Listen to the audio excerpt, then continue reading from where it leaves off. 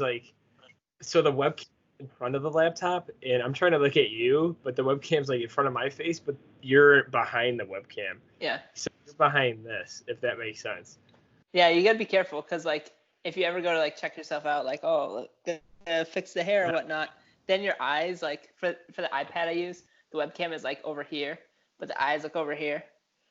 So a little tip to our viewers that watch the video: if my eyes ever go up and to the right, I'm checking myself out. Yeah, the same here. Like I have, like you like I'm in the top right of the laptop. So like if I ever like look, well, I guess when people are looking, it's like the top. If I'm looking up and to the left, is it the opposite, or am I looking up to the right? I think I said it wrong. You were looking on to me, like the viewer. Yeah, you were looking up to the left for. Okay, so it's the opposite. So the camera. I think it's mirror effect. Yeah, so like my video's the top right corner for me, but like when you guys look at it, like if you see me look up to the left, I'm looking at myself. Yep. So little tip. So if Roman's looking up to the left, I think is yours up to the left on?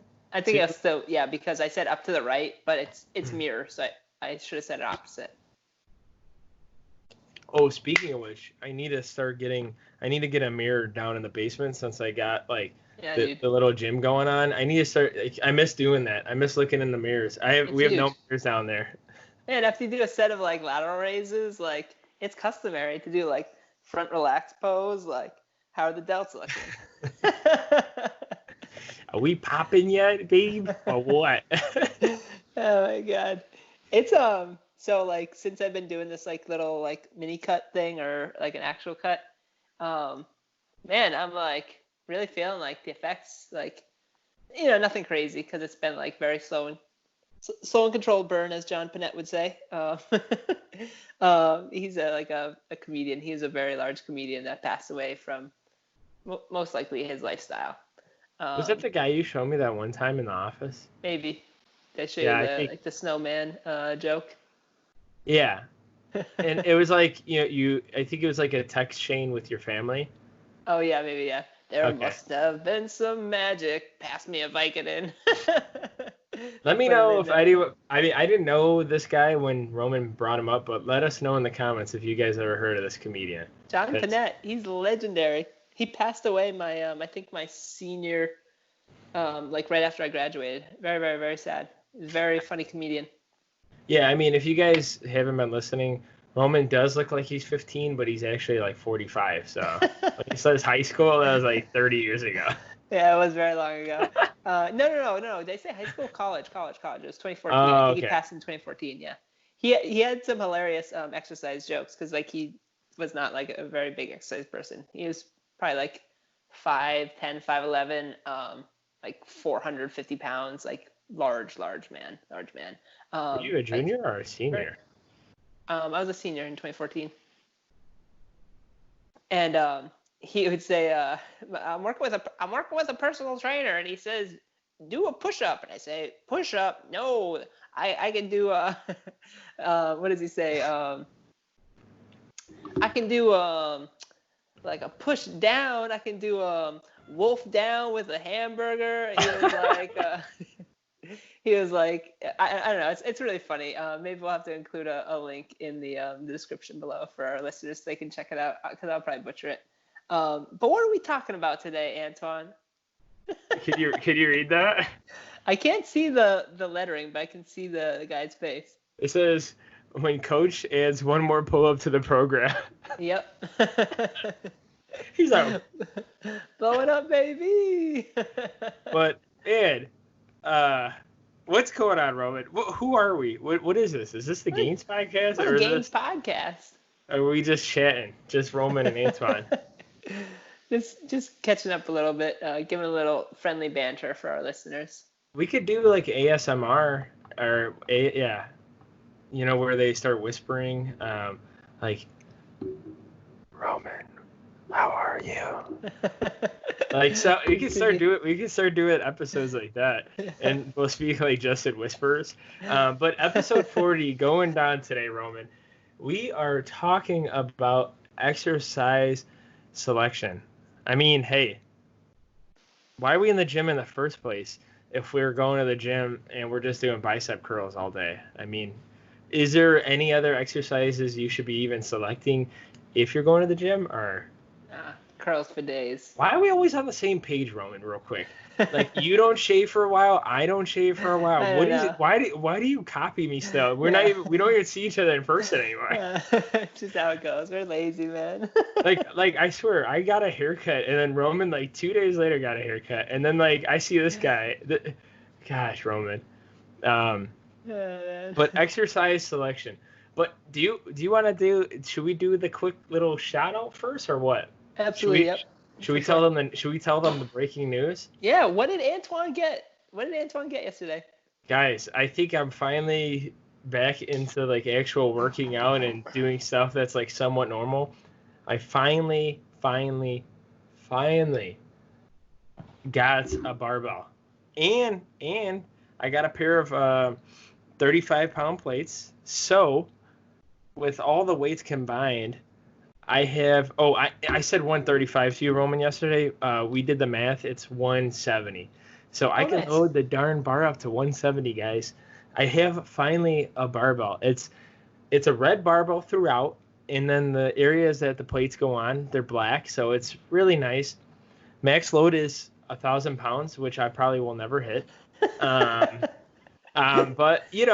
but anyways, I told you guys before, we did a couple shout outs before to, we always try to help like other businesses and whatnot. But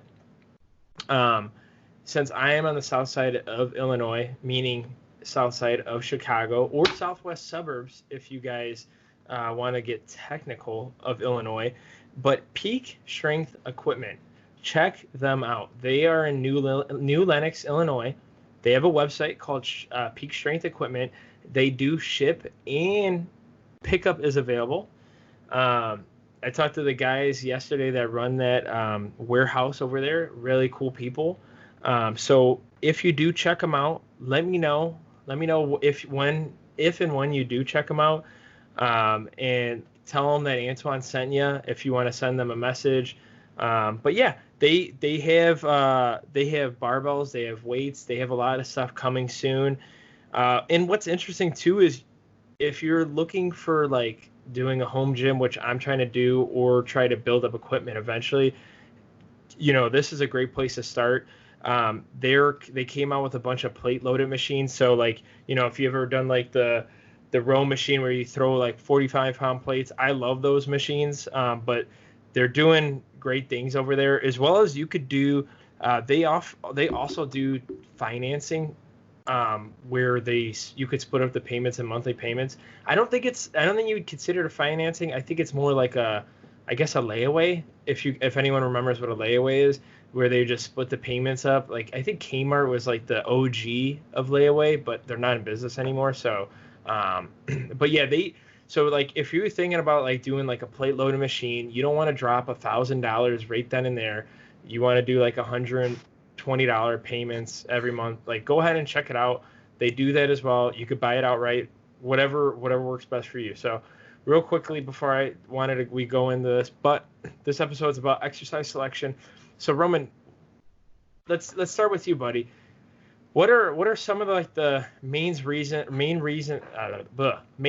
why you go into the gym? What's like the main goal? Obviously, you listed some goals. You're doing a little cut right now, but what is it that you do when you're looking into a program, and what have you been doing currently, and why you do it? Yeah, for sure. So that's a great question, buddy. So exercise selection is a huge aspect of your training, your programming. And I think one of the things that even like top level fitness professionals that I don't hear them talking about next to ever is like having a intentional period of time for experimentation, which I think is so important because there are different things that are happening like in our lives that might like make it like very important to kind of like tone things down one way, shape, or another. Especially if you're first getting in to weightlifting, working out, resistance exercise training, however you want to call that, say it.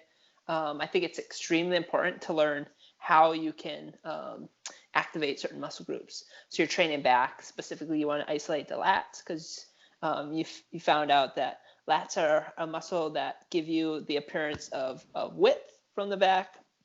So you want to grow your back. You want to have that nice like V shape to your back. Cool. That's a great goal. Okay. How are you going to train the back? Well, the lats are synonymous with a muscle that are very difficult to create a mind-muscle connection to, and it takes people years to do. And it's like it's continual too, like continually trying to like refine it. So obviously, like there's little tips and tricks that we've shared on the Gainz podcast to help you. You can perform something called neuromuscular proprioception, where you actually touch the lat. So the lat is this muscle that attaches way back here in the back, and it kind of wraps around the back and on the underside of the humerus here. It's what people call the wing. You can usually see it just underneath the teres major, which is this big muscle group right here underneath the armpit. So the lat, you can learn to activate it by actually physically touching it and then contracting it, learning to contract it. So that's one way. Now, that's one thing, but we know that working out is both a concentric and an eccentric portion, as well as potentially working an isometric. So concentric is the lifting of the weight. Eccentric is the weight essentially like moving against like your body or like an axis, for example. So like on a curl, the eccentric is the way down, and an isometric would essentially be holding it. Let's say you're holding it like at 90 degrees with one arm while you're performing your reps on the other arm.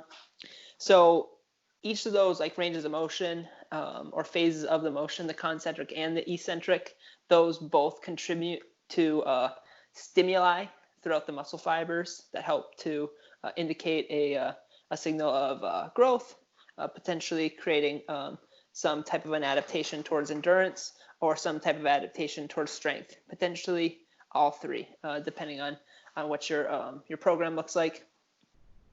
How the heck are you going to know what exercise works best for you if you never experiment? So I'd say if you're first getting in, just do the basics. Do some type of a squat variant. Just some type of a squat variant. I'm not saying like do a barbell squat. I'm not saying do a front squat. I'm not saying do a goblet squat. Like you decide what like makes you most excited about working out, because if you want to do this for like a lifelong pursuit, much like Antoine and I talk about, you need to get excited about it, and you want to get excited fast. You want to find like that thing that hooks you in. So I'd always say go with the variant that's going to cause the least amount of potential fatigue. So when we talk about deadlifts for like back hypertrophy, I'd say that there's like a lot of different exercises which are much, much better. If you've been lifting for a while, you just kind of learn to like destroying yourself to a point, of course. I think that's why some of us still deadlift, because we're like masochists at heart. But that aside, find like a squat variant that works for you. I'd say probably start with a goblet squat if you're strong enough, and like an air squat, for example, like just isn't doing it for you. Antoine and I, we talked about when we were doing our like workouts from home, like we would do air squats and we would do them for days. We would do like 100, 200 at a time. And it's like, yeah, I kind of felt it. My like quads are a little like, little tight, little sore. So not the best stimulus necessarily per unit of repetition. So if you're going to go with a goblet squat, do you want to work on range of motion? Do you think like the range of motion that you see like Dr. Mike Isertel, like I want to do that? All right, well, what's the best way to do that? Simulate some type of a heel lift. So you take a plate, or you get wedges, or you like really go out and you splurge on Olympic weightlifting shoes, and you use those when you do your goblet squat, so you can get nice and deep and sit nice and deep into the squat, nice and upright, and then obviously like push off. So the things to look out for are you're working a particular muscle group. When we're talking about the squat, for example, we're working several muscle groups. The prime movers of the squat, or most leg movements are going to be, or like a squat variant, are going to be the quadricep muscles, which is actually more than just 4 muscles. It's going to be the butt, so glute max, glute med. It's going to be the low back. It obviously is a full body movement because once you start like pushing the weight up, you do activate muscles in like an isometric fashion, such as like your rhomboids. So your rhomboids are going to help lock the scapula in, create a nice shelf for your back. The lats are going to help to aid in spinal stability, et cetera, et cetera.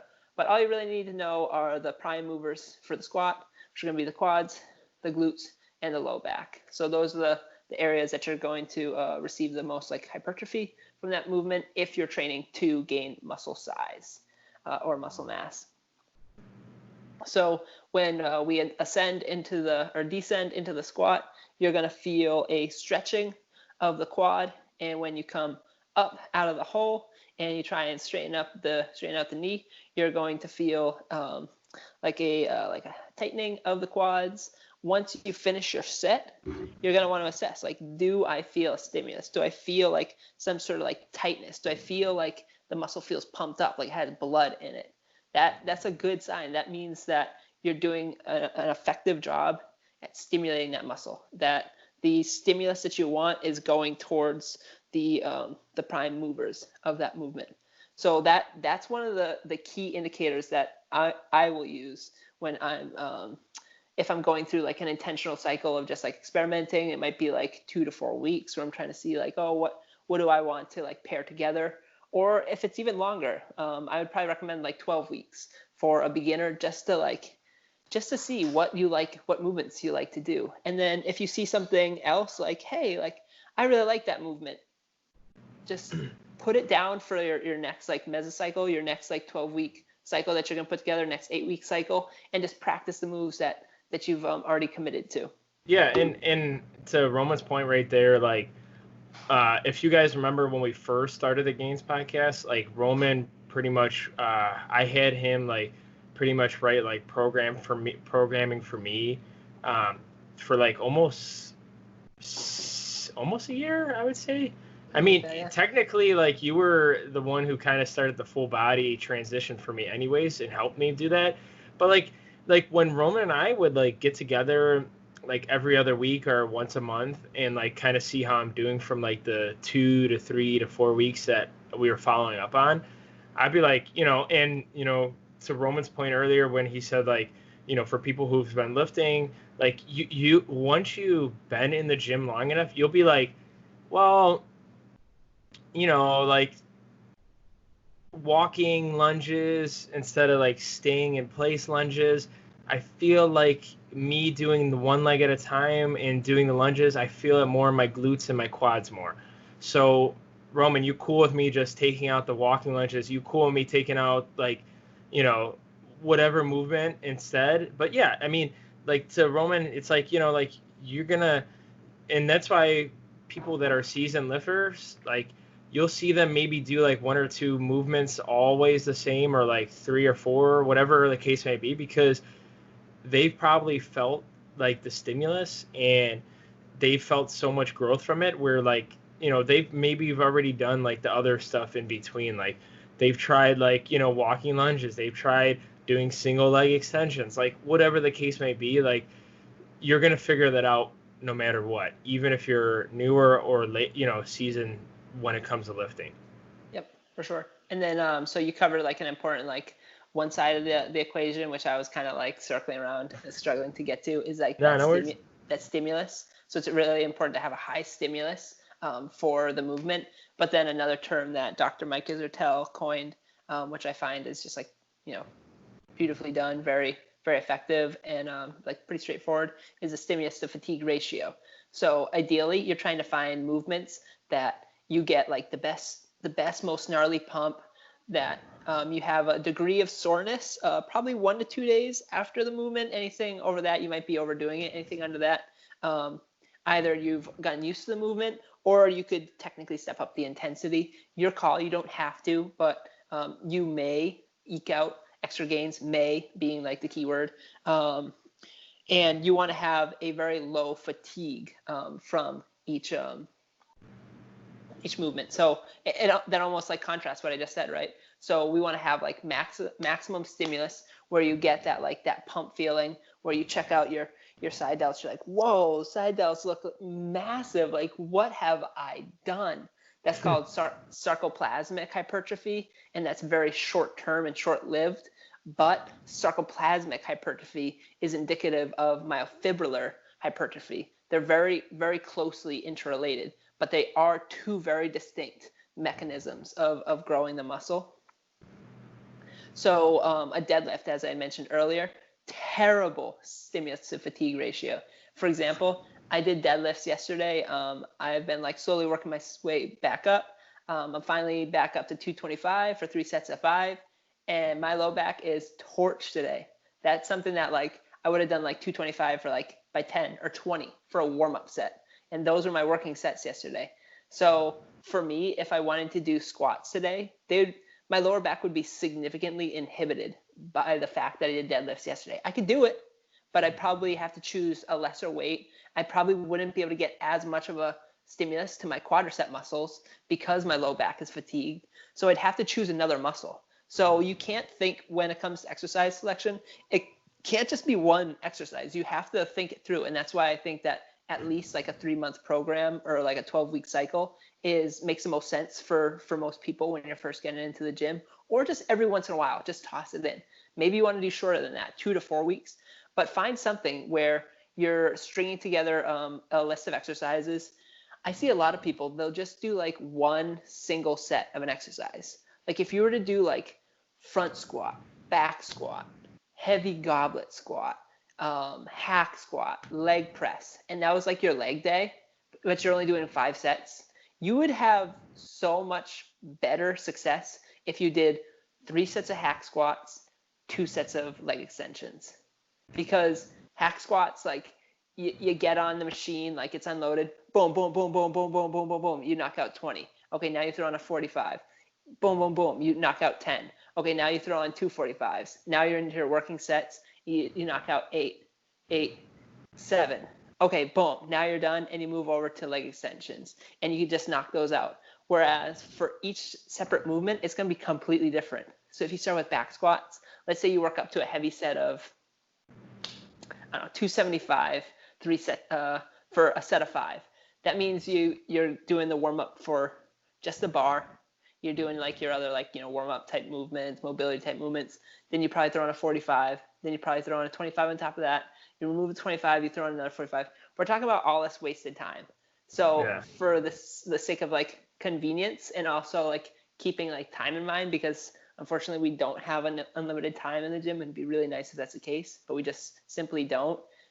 From like that factor, we want to look at just like a couple of prime movements and then add secondary movements to that if we do have time. So if you're going to do like a lower body day, for example, you want to hit the quads, the glutes, the hamstrings, and the calves, for example. I'd probably do 5 sets. I'd start like a cycle at 5 sets and work up to like 8 to 10 sets slowly over time over that 12-week cycle. So I would do an exercise like a squat. I would do 3 heavy sets, which I consider my working sets. Those would target both my quads and my glutes. Then I would probably switch over to doing something like a ham curl. I'd probably do like 4 or 5 sets of that. That takes care of my hamstrings. Then I'd probably do like a leg extension, do 2 sets of that so I can get a nice pump, nice stimulus to the quads. And then I'd probably finish it off with, 4 sets of calf raises, something along those lines. That would be a workout, and you would feel like pretty accomplished, and you'd be decently torched at the end of that. So any more than that, you'd probably be like really hurting for days. Any less than that, you kind of start to question like, am I not doing enough, essentially? So and that's where intensity comes in too. So Roman mentioned all those sets and like those working movements.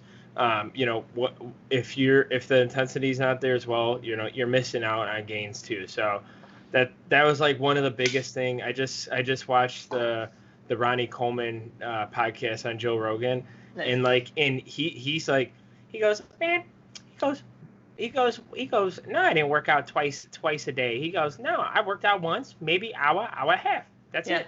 Yeah. He goes, cardio for 2 hours a day, workout hour and a half. He goes, Yeah. Joe Rogan goes, wait, really? He goes, you must have been like on point for that hour and a half. He goes, yeah, man. He goes, I knew I had a job. I get it done, and that's it. Yeah. And it was like as simple as that, like an 8-time Mr. Olympia. Like, can you I mean, is it that hard of a reason like to make gains? He goes, no, I just put everything on the table. I did my work and did my working sets, and like that's it. Like he goes, I gave it all my all, and that's it. Yeah, it's so easy, man. Like before the pandemic, and 2019 in particular, I'd spend like 2.5, like sometimes up to 3 hours in the gym sometime, and like I'd be wrecked by the end.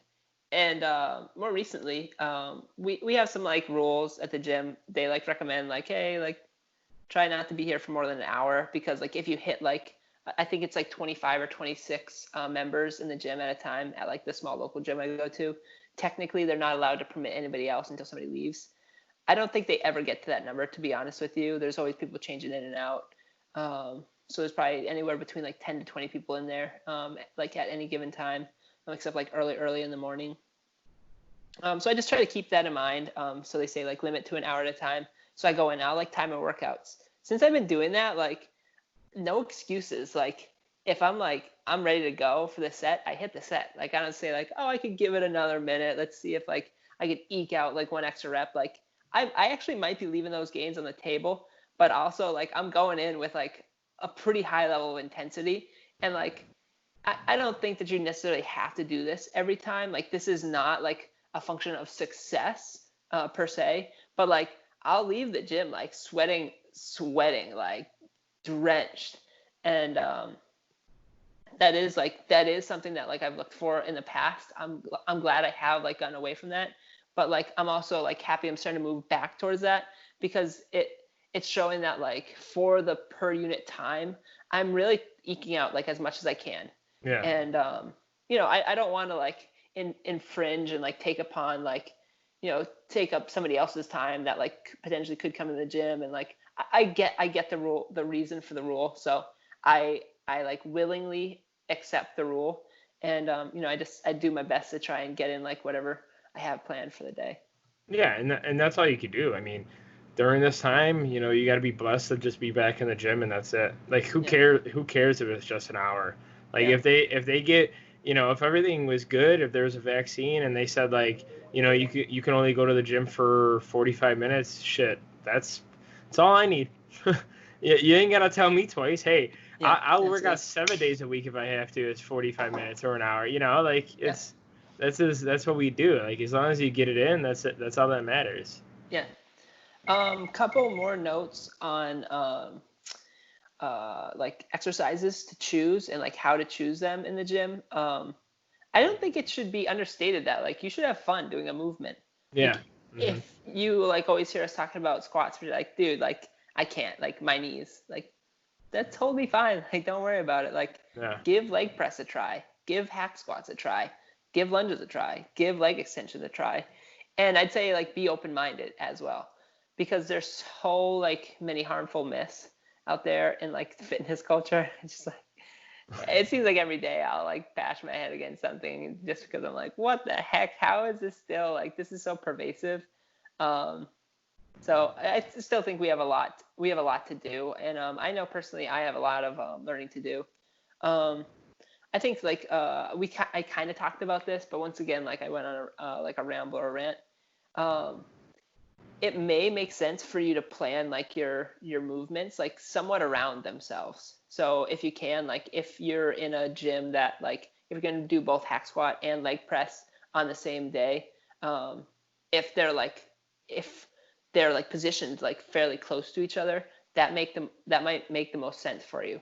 Now like I'm sure like most box gyms, they do position it that way, or even like a smaller gym, if it's like that small, it's not going to be like that far.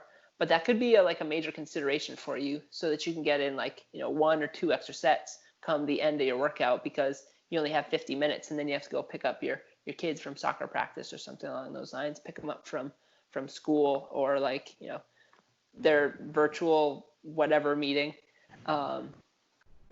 So it may be important to kind of strategically plan your workout around the facility, if that makes sense. Sweet. No, I like it. This has been good, man. Yeah. I think that is a good ending. Yeah.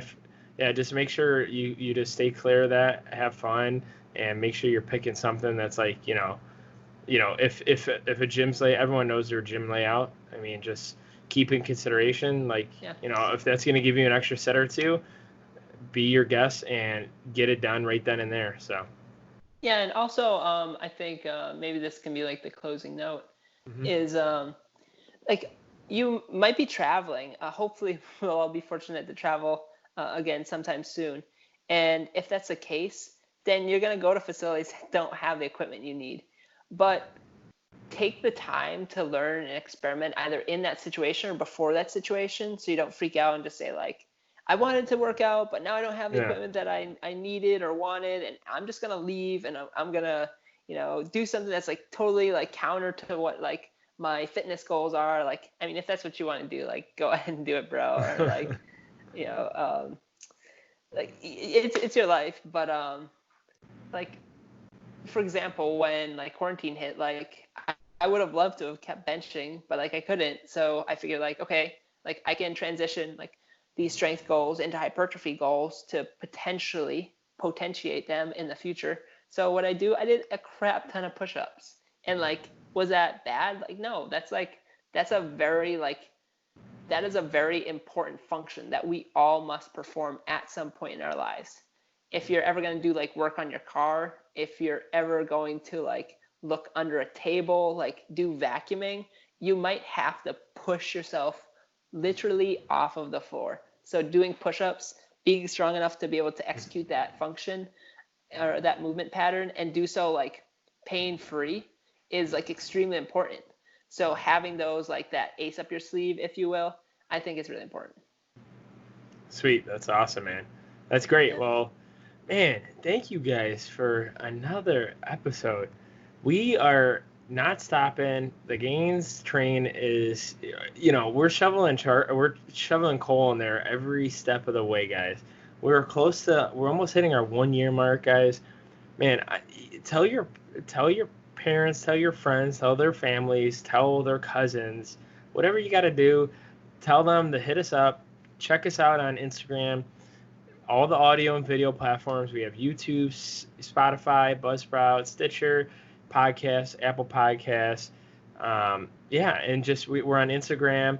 Hit us up. If you want to follow us individually, send us a message, DM us, send us a comment on the YouTube video, whatever the case may be, guys. Thank you guys as always. Roman, finish us out, buddy. Close us out, baby.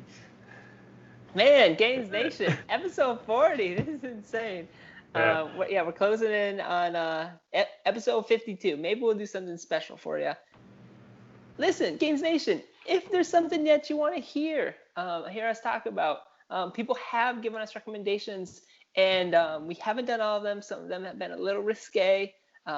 We haven't ruled it out entirely, but we would definitely need to do like more research, and I don't necessarily want to put out information that would like harm somebody. I would say the same thing for Antoine, but we have done some recommendations that our listeners have sent over to us. So if you have something that like, even if like, don't worry if you're like, oh no, this could be stupid. Like I don't want to like bother them. Like it could be awesome, and it could be a question that somebody else has. Like it could be like, I'm concerned about like the limited amount of vitamin C that my like parents are getting on the carnivore diet.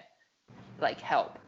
Boom. Like give us like those like whatever those concerns may be, and then like if it's something that we believe is like within our scope, like if you say my 401k has been suffering since coronavirus. Like, guys, I really need a Gainz podcast to like pool your resources together and let me know like which mutual fund should I invest in. I'll probably say close your eyes, put the mutual funds like all around you in your room, and do the Dizzy Lizzy 20 times, and whichever like folder you fall on, that's the one to go for. So obviously it should be fitness or nutrition related. But if it's like in regards to sleep, if it's in regards to like sports, anything along those lines, I'm sure we can find a way to either cover it or at the very least point you in the right direction. So we really appreciate you listening. Let us know if you have any questions, comments, concerns, and we'll see you on that next one. Peace.